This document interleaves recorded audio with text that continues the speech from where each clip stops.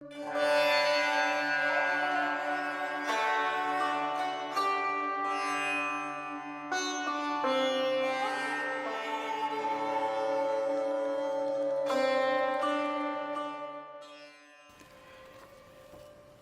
morning, everyone.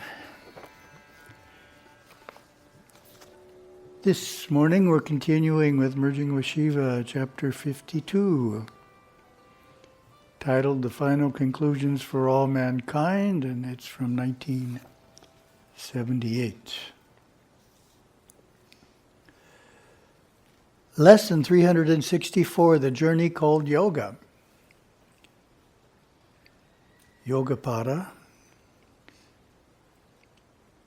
To the meditating yogi, darshan is more than a communication radiating out to him from an external God or Mahādeva. It is a radiant light shining from the sanctum sanctorum of his own Sarasvara chakra.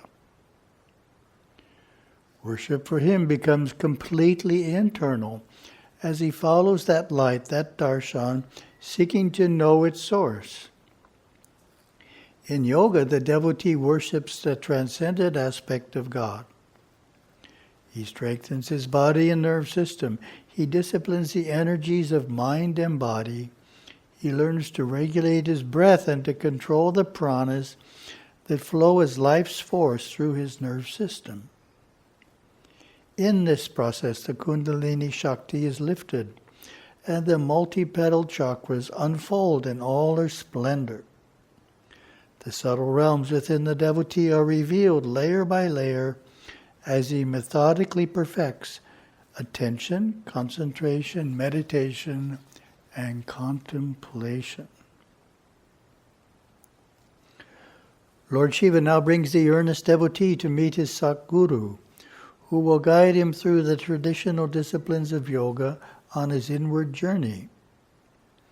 It is his spiritual preceptor, his guru, who takes care that he avoids the abysses and psychic pitfalls along the path. In this stage of yoga, the devotee looks upon God as a friend, a companion. He strives with a diligence and energy he never knew he possessed, with the dedication he once thought impossible, and as he strives, his willpower is awakened.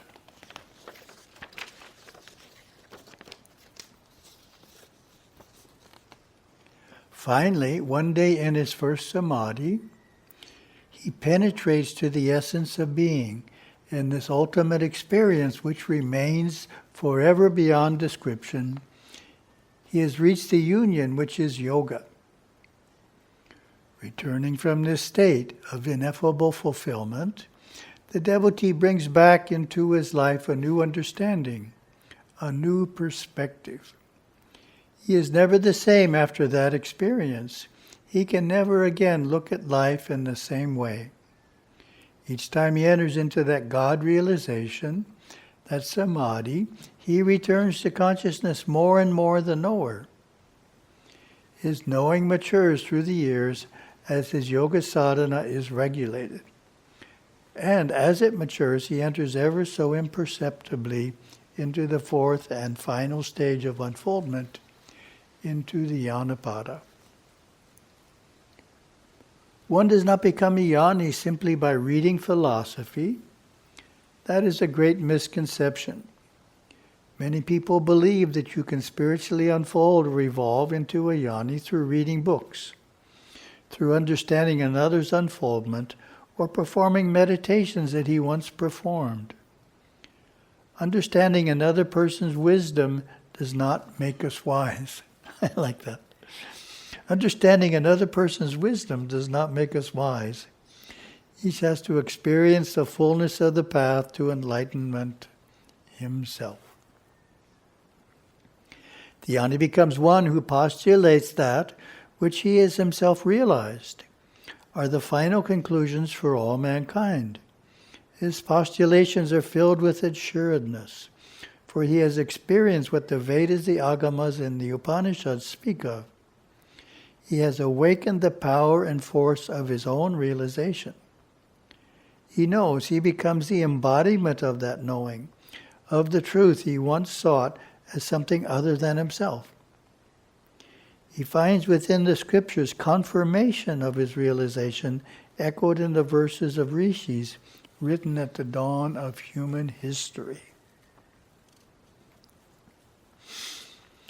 This matured soul sees reflected in their writings that same state of complete merging with the divine that he himself has come to know as the timeless, formless, spaceless absolute, which he once worshipped symbolically as a stone image in previous life wanderings within the instinctive mind, were avoided and resented because the temple to him represented an awesome and fearful threat to his impurities.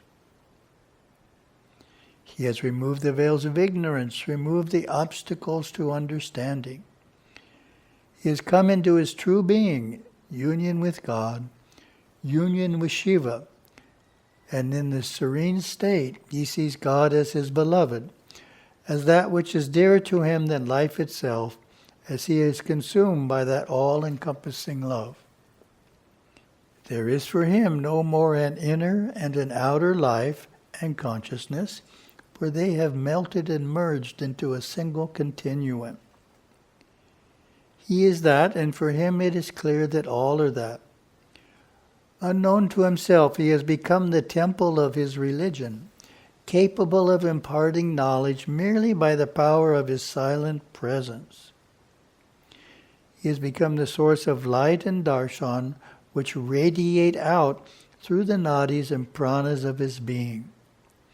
This great soul is found in his reveries, sweeping the temple floor, polishing brass lamps, weaving fragrant garlands, expounding smriti, and being the humble Shivanadiyar, slave to the servants of the Lord, as he lives out the final strands of karma of this last birth.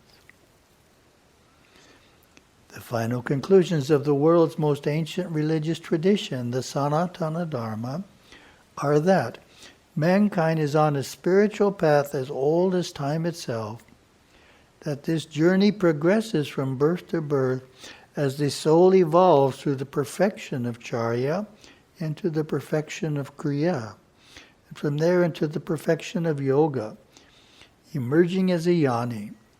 This is the path followed by all souls, whatever religion they espouse, whatsoever they may believe or deny. All of mankind is on one path to truth. It begins with the Dvaita of Charya and ends in the Advaita of Jnana. The Advaita postulated in Vedanta and in the Shuddha Siddhanta of Saiva Siddhanta. It's a little bit short, but the alternative was a little too long, so we're a little short this time and next time, rather than being long. Have a wonderful day.